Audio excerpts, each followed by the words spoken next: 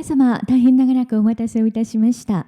改めまして本日はブロックチェーングローバルガバナンスカンファ Thank you レ very ン much ス for waiting. クイーンサム Thank ブロ you ックチェ very ー much for ンビ coming ジネ to ス this をご視聴たまわりまして誠にありがとう Global ござい Governance ます。 Conference and FinSum ではお時 Blockchain 間とな and りました Business. のでこれより It is now 仮想 time 通貨暗号資産 we の would 真 like の to 使い start 道と this は session スマートトラン entitled ザクション What へ are の期待と cryptocurrencies 可能 actually 性 good を for? テーマにリ Promises レープ of レゼンを and 行います。 implications of smart はじめにリフト transactions. トー This レン is ト going ク to リ be エ a イタ relay ー CEO チ presentation. アネットワークブラ First, ム・コーエン様。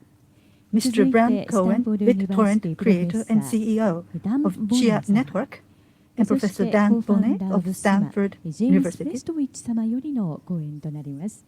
and それ Mr. では James コーエン様よ Prestwich りご will 講演い be ただき making ます。 presentations. Starting with Mr. Cohen, please. Hello, everyone. Welcome to our panel on promises and implications of smart contracts. This should be a really exciting panel. I'm looking forward to it. We have two wonderful panelists with us, Bram Cohen and James Prestwich. Bram, of course, needs no introduction. Bram is the inventor of BitTorrent and also the creator of Chia, as well as many other wonderful projects.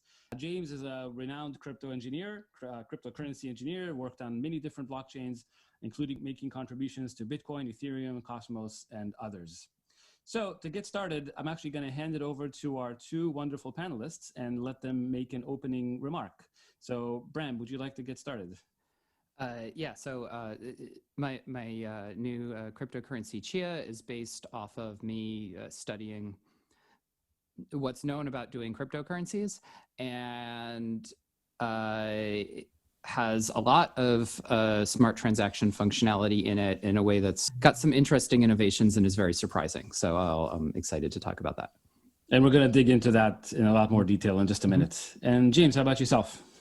Yeah, I started contributing to this space 5 or 6 years ago and got really excited by the promise of smart contracts and smart transactions. And I think that they have a lot of potential to improve the state of finance. However, their limitations and properties are very poorly understood. A lot of my work is talking about the differences between Bitcoin, Ethereum, and other chains and how they can compete with or complement each other. And I should probably say a few words about myself. So I'm Dan Bonnet. I'm a professor at Stanford University. I work on cryptography and blockchains. I've been working on blockchains for like 6 or 7 years now. We also teach a class on blockchains and cryptocurrencies in case anyone is interested in taking it. And I'm really looking forward to the discussion with Bram and James. So I thought the first thing we'd start with is just discussing the different architectures, and in particular, the difference between blockchains that are based on UTXOs and blockchains that are based on accounts. So would you guys like to talk about, like, what is the difference between the UTXO model and the account model? Really, at the core, this is kind of a technical difference in how the chain stores data about the users, right? The UTXO model is more like storing the ledger, like the history of all transactions, while the account model is about storing the current state, the balance of each account, essentially. So these create like very different results in practice and for programmers, and have a big impact on like how protocols and how transactions are implemented within the chain. Different ways of storing data makes different applications easier or harder. It makes writing secure code easier or harder. Generally speaking, a UTXO program is harder to write, but much more secure and predictable than a program running on an account chain. Might be worth also just to expand out the acronym. What does UTXO stand for? UTXO stands for Unspent Transaction Output. And the idea is that every transaction basically has outputs. All those outputs are recorded. Bitcoin does things a little bit backwards semantically. So if you dig into what specifically are these data structures, in the UTXO model, you do remember the entire past ledger, like James said, of things that have happened. However, a full node that's just running doesn't need to remember all of that in real time. What it's remembering is, here is the current set of coins that are issued. In Bitcoin, for ridiculous technical reasons, they refer to what everyone thinks of as coins as unspent transaction outputs. So in Bitcoin, when you talk about a coin, you give the name of the transaction that created it and an index number of which coin it is that came out of that. And so that they use the term UTXOs. In Chia, just to not be confusing, we call them coins. And actually it is inverted there, where the transaction, the string that describes the transaction, is this extremely ephemeral thing. And the string that describes the coin is kind of this first class object. So the coin set model, it would be a bit more descriptive, where in the account model, it's not just accounts. Account refers to that you have this global namespace that everyone can address. But when people talk about the account model, they're talking about not just global addresses, but having really extremely rich arbitrary data, including like programs and functions that are just free floating, that anything out there that can call. They don't quite have running threads that are blocking, waiting for something to happen on the blockchain, thankfully, but close to it. It really looks like a program. It looks like basically arbitrary JavaScript data, including programs and everything, that are just sitting there in this global namespace state on the blockchain. Maybe it's worthwhile adding that a coin in this UTXO model is something that can only be used once. Yeah. So once the coin is spent, it disappears, and a new coin or new coins are created in its place. That's why. Yeah, that's why there's the U in unspent. So the life cycle of a coin is it doesn't exist, it then gets created, and it gets destroyed. And the meat of a coin, the thing that makes it a coin, is that it has an amount. Whatever currency it's in, it has an amount of that currency that it represents. And when it moves, it makes change, fairly literal change, in terms of the outputs that it creates. And so in an account model, you have these persistent long-lived things, which are accounts, and they have state that changes over time. In the UTXO model, all state changes are coins get spent and coins get created. That's the only thing that you're allowed to do. Yeah, so I hope that clarifies to everybody the difference between these two kind of fundamentally different approaches to maintaining data on a blockchain. Right. Again, in one case, the coins are ephemeral; they only can be used once, but their motion is being recorded. The movement of coins from one place to another is being recorded. Whereas in the account model, basically there are persistent accounts, and their state they live for a long time, and their state is the thing that changes over time. So maybe that's kind of a very high-level summary of what was just discussed. So now let's talk about what can we do with these things. So one of the main points of interest for this panel and for the world are all these smart contracts that are kind of new applications that run on a blockchain. And so let's talk a little bit about smart contracts, and in particular, what does it take to run a smart contract on a UTXO blockchain versus running a smart contract on an account model smart blockchain?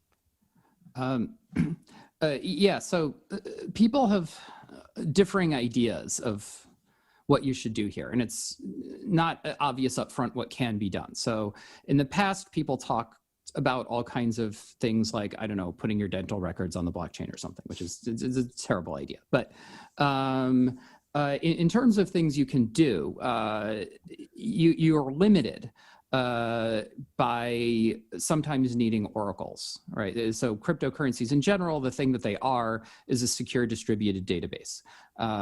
And part of being a secure distributed database is you can't rely on an oracle for your core functionality, because that oracle is a point of centralization in the system.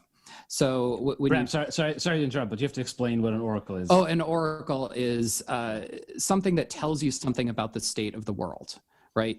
Like if you have something that's dependent on what's the weather today, right? There needs to be, or what's the conversion rate between yens and dollars? Yeah, things like that. Any real world empirical information that's outside of the blockchain needs to be reported using what's called an oracle. The blockchain itself has no innate knowledge of these things. So the more what you're doing doesn't rely on oracles, the more applicable it is to cryptocurrencies in terms of what you might want to do. So things that are relatively simple in terms of really not needing any oracles are things like custodial arrangements. If you want a wallet that is like rate limited in terms of how quickly it can spend, but then has some, cold storage key that can call it back if you get hacked. That's a good example of a custodial type of thing that can be implemented with smart transactions. That's very compelling for the real world. People, have really use for this sort of thing, and that models very much a service that banks provide for you when you have funds in a bank. Moving down the list, you can make colored coins. What in Ethereum we call it tokenization. Colored coins refers to a technical detail of how it's done. But you have coins or account balances that represent something else. Possibly, they're backing something like a stable coin or some other asset. Yeah, some other asset that someone out there is willing to redeem for the thing. So that's a point of centralization. But the actual transactions in the asset are able to happen on chain, and people's balances of the asset can change without people's balances for the asset can change without whoever it is that does the redemption getting involved. And actually, sometimes people do other cryptocurrencies as tokenization. So there is nothing backing it. So you can, in some sense, trust that because it's not making you any promises. So actually, can I ask maybe, James, could you give a couple more examples of colored coins and tokenizations? Like where do they come up naturally? Sure. So a lot of these come up for like assets held in trust. So one of the most popular coins on Ethereum is USDC, which is a single dollar held by the Circle Corporation in trust. So if you have this token, you can hypothetically redeem it for $1 at any time. A lot of the other like tokens that are popular are derivatives of other crypto tokens. The native crypto tokens are bearer assets. We have this whole ecosystem of assets held like in trust or obligations like USDC. And we also have an ecosystem of derivatives on the bearer assets and the centralized assets. Yeah, and then can we talk a little bit about how all that would be implemented in a UTXO-based blockchain? So typically in a UTXO chain, these assets hold their own rules within them. So the rules follow the asset kind of like a loan covenant that's enforced by the chain. There are rules on how you can send them, to whom you can send them, and what you can do with them. And these rules enforce the terms of like the derivative, or they enforce the terms of the bearer obligation. Brent can speak like a bit more to how this works in Chia, but generally speaking, these work programmatically just like loan covenants. There are restrictions on future movements of the cash. So maybe we can give some examples. So suppose I have, so you even mentioned the idea of USDC, something that's bound to the dollar. But suppose I have a token that's bound to the yen, and I have a different token that's bound to the dollar. Mm-hmm. Now I want to convert one token to another. How would the chain know how to do this conversion? Well, the nice thing is that the chain doesn't really need to know anything. We need to have some sort of ecosystem of market makers out there that know how to use the chain to do this conversion. In an account model, we typically have like a complex program that does this on chain. So it takes custody of both of our funds and makes the exchange for us. In the UTXO model, we negotiate between us, typically speaking, and then we settle on the chain. A concrete example of this that's deployed on Ethereum is called Uniswap. It's what's called a constant function market maker. So it's a pool of liquidity that will buy one of two assets at a algorithmic price, depending on its current holdings. Digging a little more into technical specifics, you have, when you implement colored coins in the UTXO model, or sorry, when you implement tokens in the colored coin, when you implement tokens in the UTXO model, you generally do it with colored coins. That you say, one of these things that we're going to call a colored coin represents this thing that I'm backing it with here. And in order to make this not expensive to create these things, you do it with a ratio. So these things melt value is extremely small, but it represents much, much more in terms of what's backing it. So it's a ratio of like 1 million or 1 billion or something like that.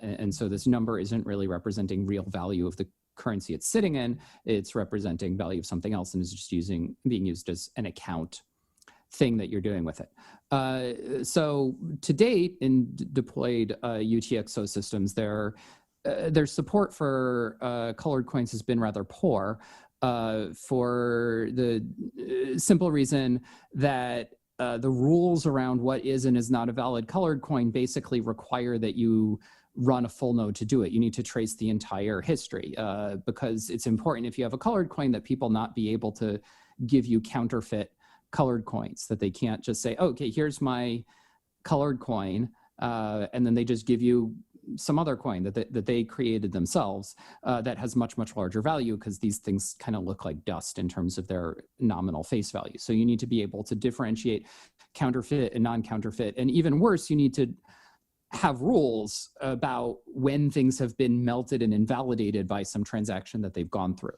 And making those rules clear enough that everyone has confidence that they're following the same rules is tricky and dubious.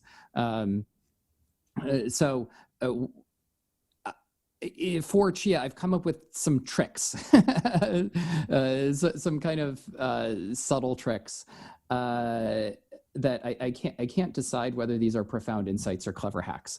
But there are some tricks which make it so that the enforcement of there being non-counterfeiting and the validity of colored coins can actually be verified not only by a light client, but by actual smart transactions on chain can know that they're talking to a colored coin.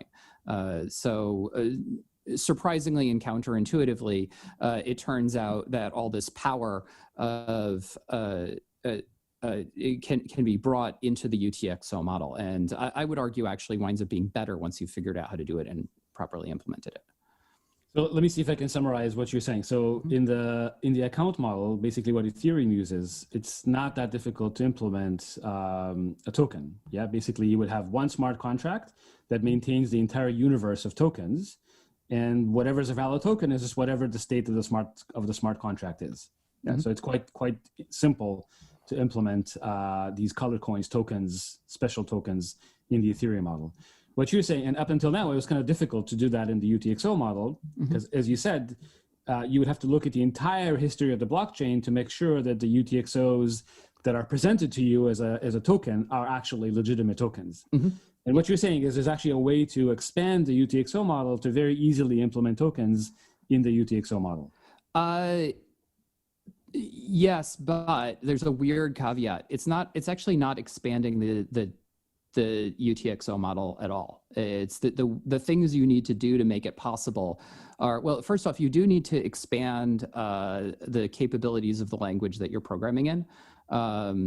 So like Chia-Lisp, technically speaking, is a Turing complete language, but it turns out people talk about Turing completeness a lot. It turns out that's not as important as people think. It's the UTXO versus account that causes the big differences in things. And if all that anything can do when it executes is just ephemerally execute and give you outputs, it doesn't really matter that much whether it's Turing complete.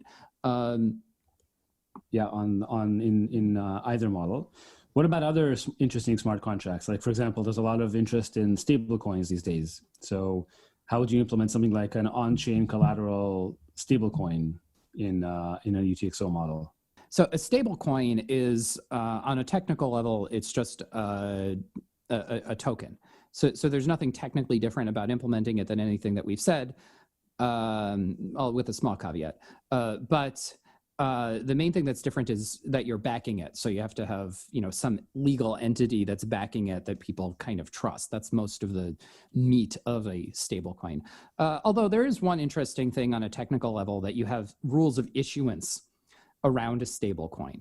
and you would like to be able to make those arbitrarily complex in terms of having this party that's able to say, okay, we're issuing more. So even though you can't just print new ones of these, there's this rule that this one particular entity, if it does these particular things in this particular ceremony, can print more.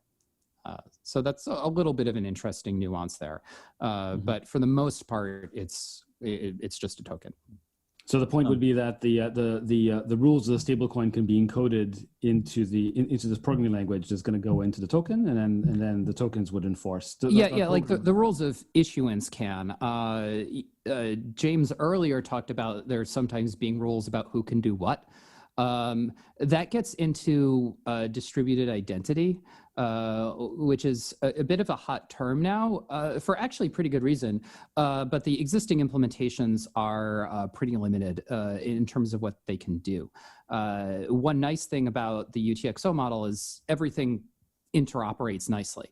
So you can have something that's someone's distributed identity that says this is this person, right, over time.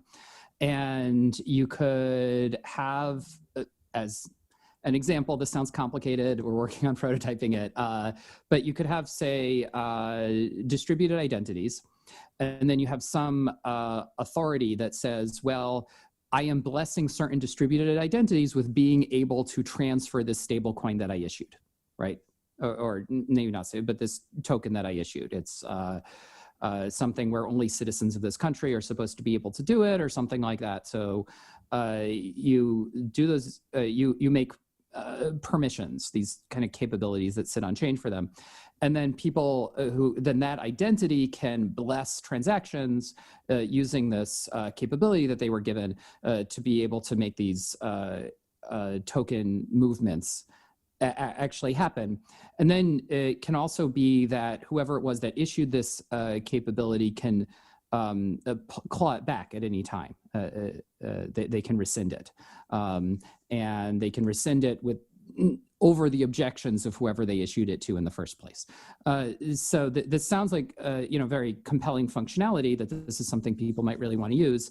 And what's nice about it is it's extremely interoperable, that the coins and the identities and whoever's issuing these capabilities are different animals, and these things can talk to each other on the chain. And so you can change strategies about who you're giving these authorizations to, and things like that. So actually, you brought up this important concept of interoperability. So I do want to generalize that just a little bit. So maybe could you compare like interoperability in the account-based world versus interoperability in the Utxo world? Yeah. So this is a somewhat empirical question here, because in principle, you could implement anything and anything, right? But because these are all general purpose programming environments. But there's a question of empirically, practically, what do people actually do and what is practical to pull off? So in practice, these smart contracts that people make in the EVM, they're walled gardens. That you have this thing, it has this functionality. It's a program that's essentially a centralized program. It's being repeatedly executed by everyone who's running a full node, but they're all repeating the exact same thing. And some of these actually, Uniswap, to its credit, doesn't have a trapdoor, but many of these have a trapdoor. There's some developer who can just go and summarily drain all the funds that are in the smart contract and completely change its state at any time, which is very centralized. In practice, they mostly do this when severe security problems are found, which happens all the time. Although in reality, there's a governance process that kind of there is. And then aside from that, there's this in practice much bigger issue, which is it's a walled garden and it can't talk to anything else, right? If something else wants to have logic about certain tokens, it can't do that. They're sitting deep inside the state of this black box that it can't really get inside of. And if you want to add functionality to a token, you have to add it like to the entire a smart contract that it's inside of, which only really these one developer is following some kind of governance process are capable of doing, and then it's only exactly what they put in that they have to painstakingly add each individual thing. Where in the UTXO model, because everything is kind of in the same data set, they all interoperate very nicely. I think like one of the ways we should talk about this is not as interoperability exactly, but as isolation. In the account model and in Ethereum today, your rules about how money is moved, your capital controls, your internal controls are all mixed together. And once you start running one of these programs, you have no idea what it's going to do. It could interfere with a currently running program or one you were previously running, and it can have very unintended results. So for example, there are certain tokens on Ethereum that cannot be used with Uniswap because it will result in all user funds in Uniswap being stolen. And this is due to an extremely technical little interaction of how this token works and how Uniswap works. In the Chia Lisp and UTXO programming model, we constrain the programs, each little piece of this big policy, so that they can't interact with each other in that way, so that you can't have unintended side effects of your programming break other parts of the policy engine. So all of these little pieces are effectively isolated from each other.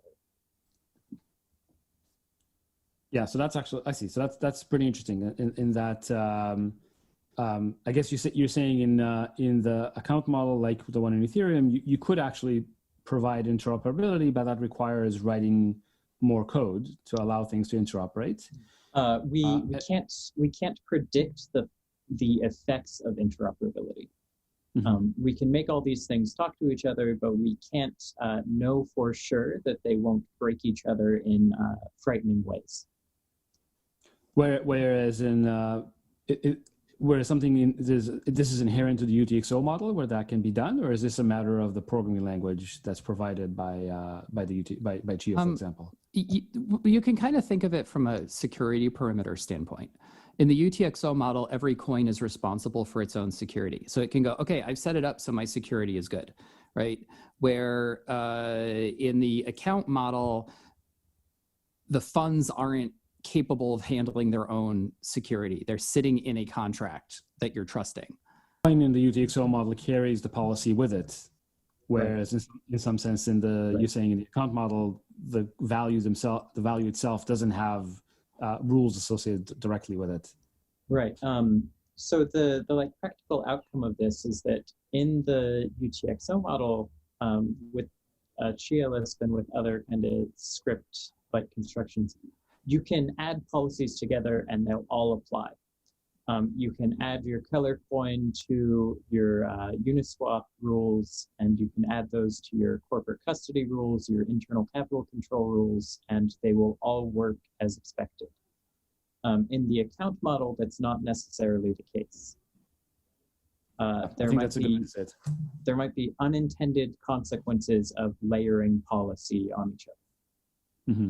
Yeah, that's a good way to say it. Yeah, sounds good. So I actually want to move on, unless you guys want to say something more about this. I want to just quickly touch on one somewhat unrelated topic. I just want to make it clear that I guess this concept of a centralized, a central bank digital currency, that's kind of a hot topic these days. A lot of central banks are looking at implementing this. And I just wanted to hear your thoughts about what could you actually implement a CBDC, a central bank digital currency, in the UTXO model? So there's a question of what's getting in the way of it being done, right? So you can issue stable coins today. There's kind of two sets of issues. One is just sheer jankiness of the tech stack.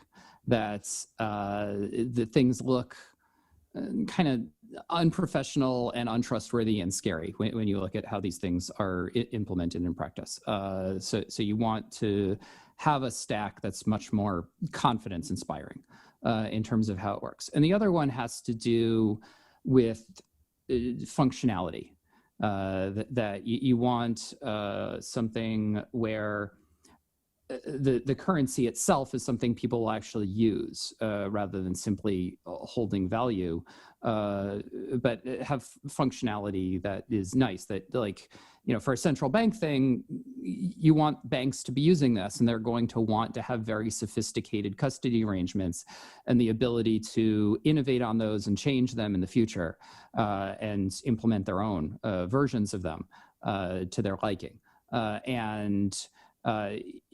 If you just have simple like balances in a smart contract, that just way can't support that whatsoever. So that's been a thing getting in the way. And then, like I said, with colored coins and Bitcoin, people aren't even very confident they can say for sure what is and is not a valid colored coin because it's so hard to get a clear specification of the rules.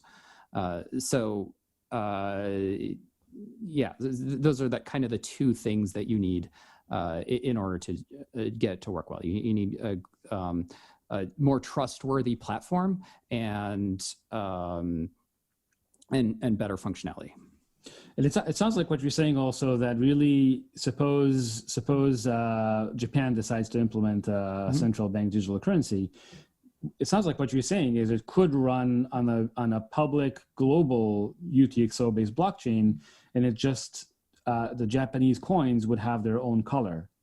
So that would make them. Yeah, that's definitely how you would do it. And then these coins could actually have rules associated with them to, so whatever the Bank of Japan decides to enforce, these policies would be embedded in all the coins. Yeah, so you might want special rules there where, say, you might want like a colored coin where every coin of that color could at any time be like taken back by the central bank, right? But there's some key or some set of keys that are capable of doing that.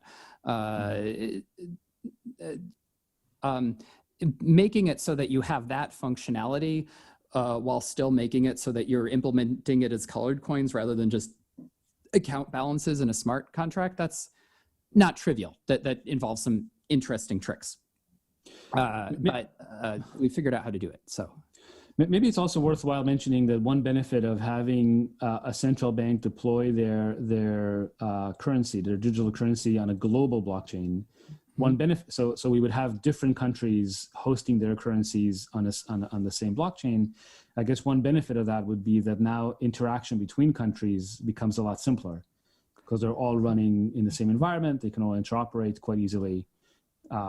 And so conversion becomes simpler, tracking becomes simpler. Yeah, I would argue that 80% of what we're talking about with interactions, with interoperability between tokens is just this offers functionality that I was describing before. That the ability to just in a decentralized way have a decentralized market. That is by far the biggest bit of functionality that you want out of all that. Those things. Yeah, makes sense. James, anything you wanted to add about that, or? Not right now. Okay, cool. All right. So the next thing I wanted to talk about is basically this how do users interact with these systems? So I wanted to talk a little bit about what user interfaces look like, what wallets look like. Is there anything that the user needs to be aware of, or is this all transparent to the user? And then there's also this question of how complicated is the wallet, the client-side wallet? Is there support for light clients and such? I think traditionally it's been very hard to explain the UTXO model to users, and much easier to explain the account model to like everyday users. Yeah. People understand that your balance goes up or down. They don't necessarily understand coins and passing them around and policy. Yeah, that from a UX. Actually, if I could add to that, so in fact, it's quite interesting that a lot of the user-facing wallets, they kind of abstract the UTXO model away from the user. So the user still sees an account and a balance in the account, even though the balance itself is just made of a whole bunch of distributed coins. Yes. Yeah? The wallets seem to try to abstract this whole difference away. Yeah, that's really a UX issue, not a underlying technical issue. There's a whole lot of things underlying all cryptocurrencies that the general public would be extremely confused if you tried to explain to them. I mean, you're not going to try and explain like modular exponentiation and how this allows digital signatures to the general public. There's just no way they're going to understand that.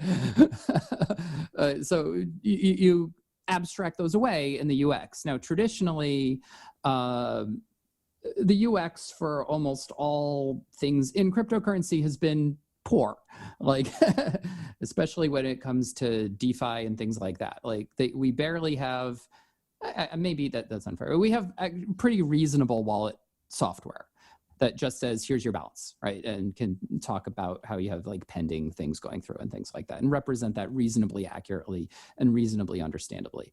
But almost anything more sophisticated than that, and people start getting dumped into like command line interfaces and stuff, and just really, really scary things that you can't possibly hope for the general public to be able to follow. And whenever you have some new advanced piece of functionality, you're going to have to make custom GUI to explain that to the user. And when you're talking about wallets,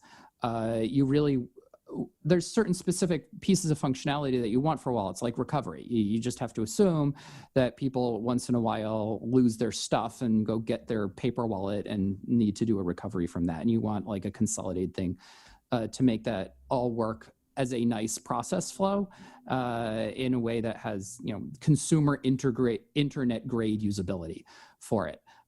So all the smart transactions that I talk about, we're prototyping right now. We're not declaring them really done until we actually have good client software for it. On a more technical level, the big problem with colored coins in Bitcoin is you need to run a full node in order to validate them at all. And not just a full node, but running a whole bunch of extra software on top of your full node to do it. Where the approach that we're taking with Chia doesn't require that at all. Just a normal like client can validate this stuff just fine. I feel like I keep making reference to these mysterious tricks that enable this without. Do you want to describe them? Yeah. So the biggest one is so a thing that is reasonably well known is covenants. So you have you make an output, and then that output. And then you've constrained not only what the output is, but what it can create as well. You have this thing that goes on, you've constrained all descendants of it, potentially forever. So these are called covenants. Bitcoin intentionally doesn't support covenants. It kind of has this doctrine of for sale approach to things with this very restricted set of programming that can be done for some good reasons, some not so good reasons, but a lot of functionality is enabled by having covenants going forward. So what you want for colored coin is a capability, the ability to make something that not only instead of this thing that you're making going forward being restricted, it has an ability to make something happen.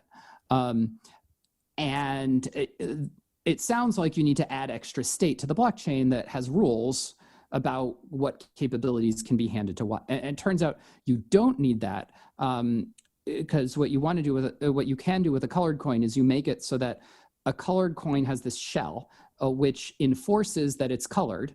And if it's colored properly, then it can be spent. And if you counterfeit it, the shell says, I'm counterfeit. I'm not going to allow myself to be spent. And the way you enforce this is with this kind of clever trick where you have a covenant that points backwards in time. Each colored coin says, well, my immediate, it must either be that my parent is either the genesis of this colored coin or it's another colored coin. So you have this trace back to the genesis either way, just recursively. And when you have this as a requirement for any colored coins to be spent, it makes it so people can make counterfeit colored coins, but they're unspendable. They're just bricks. And that's really the whole trick. It requires two things. It requires very strong sandboxing so that the shell can call into the inner puzzle, the logic of the colored coin itself that was set by the user without having to worry about the user breaking the logic of the thing and changing the rules and making new issuance. And it also requires the ability to talk about coins. You need the specification of a coin to be very simple so that it can talk about its parent and what format its parent had and be able to kind of like introspect what the logic of that thing actually was itself. So it might even be helpful to have some reading resources that people who are interested in learning more about this, maybe they can go and read more about how this works in specifics. And maybe we could just list the reading resources at the end of the panel. Yeah, chialisp.com has a bunch of stuff on it. Perfect. But your point is, though, you don't have to verify a colored coin, you don't have to follow the list. You don't have to follow this linked list all the way to the genesis. You can kind of verify it locally. And that's what enables a light client. Yeah, because the parent was spent and followed the same rules, you can be confident that it was colored because its parent also did the same thing, and it's been audited for you already all the way back. Yeah, so to verify that your current colored coin is valid, you just have to verify that its parent was spent, and that's basically sufficient. You verify that its parent followed the same format or was the genesis. Yeah, right. And then induction kicks in, and and you know that your color coin is valid. Mm-hmm. Yeah, so that's a pretty powerful tool. Mm-hmm. And you're saying that's kind of one of the ideas that makes it possible to build a client that's not very complicated, right? The client doesn't have to maintain a lot of space. Mm-hmm. Sorry, the client doesn't have to download the entire blockchain. The client can just keep its own coins that are relevant to it. And that's sufficient. Yeah, not only a light client, but other smart transactions as well can know that they're talking to a colored coin. That's very important. Yeah. So this kind of takes us to actually the last topic I wanted to talk about, which is kind of forward-looking. When these kind of systems have to process a large number of transactions, there's often a concern about scalability. So we talked about how clients can scale, but let's also talk about how the chain itself can scale. So can you say a little bit about how does standard scalability techniques apply in this world? For example, payment channels is a way to scale something like Bitcoin. Not very much used today, but it is a possible way to scale Bitcoin. How would this apply here? Well, doing payment channels in the account model is very difficult. Because it's very hard for them to talk about accounts, right? So when you're doing a payment channel, there's kind of this trapdoor thing where you go, okay, it's time to hit the blockchain now. And you need to know exactly what state everything is going to drop into when you do that. Mm-hmm. And it's just...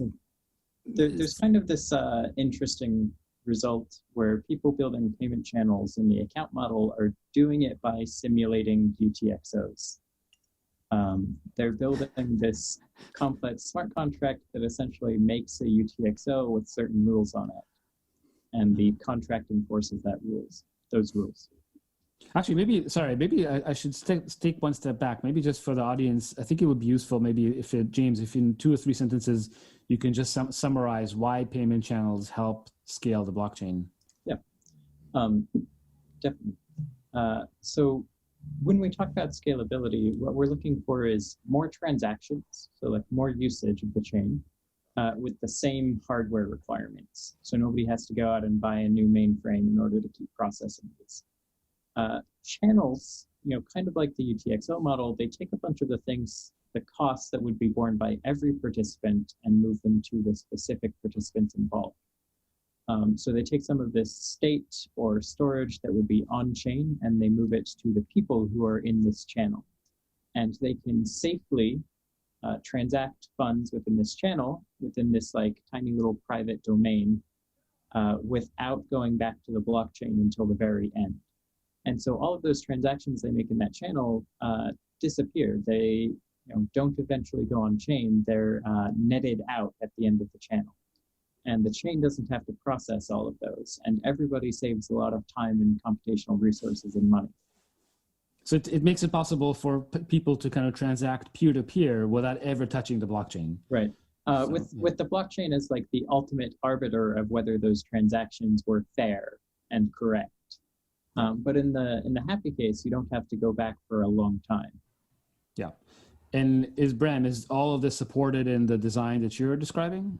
Yeah, it turns out it's supported pretty well in Bitcoin already. Like if you're using UTXOs at all, payment channels are reasonably easy to do. You get into you get a lot nicer functionality in terms of being able to do like custodial arrangements for your channel itself and things like that. So you might want to have, say, a channel where we have our relative balance relative to each other, right? And so we might want to have something where we put like $1 million into it because we don't want to touch this for a long time, right? But we might want to make it so that the relative balance of how much of these funds each of us is going to get when it does hit the blockchain can only change by a certain amount every period of time and requires something to actually hit the chain when that happens, in the interest of making it so that if like I hack you, I can't just steal everything. So that kind of functionality can be built, better in Chia than in Bitcoin. We're not working on payment channels just yet because we're putting much more emphasis on like colored coins and custodial arrangements, which there's much more immediate demand for. And it's just it's a big code base. Even minimum functionality of payment channels is a relatively large code base. So we plan on getting to that eventually, but. Makes sense. But I think it is useful for folks to know that in principle, it can be supported. Mm-hmm. Yeah.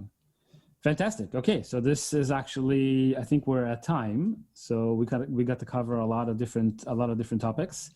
So thank you so much, Bram and James. I hope this was useful and instructive and educational for the audience.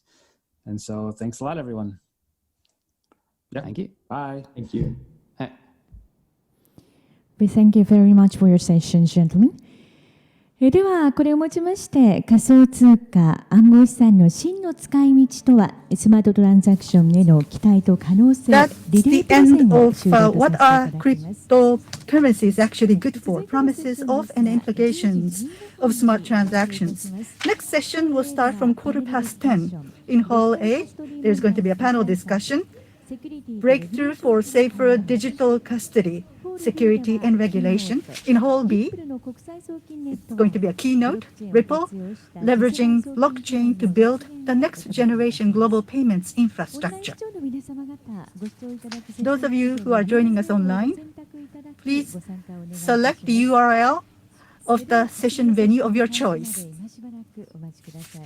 So we will be starting the next session shortly.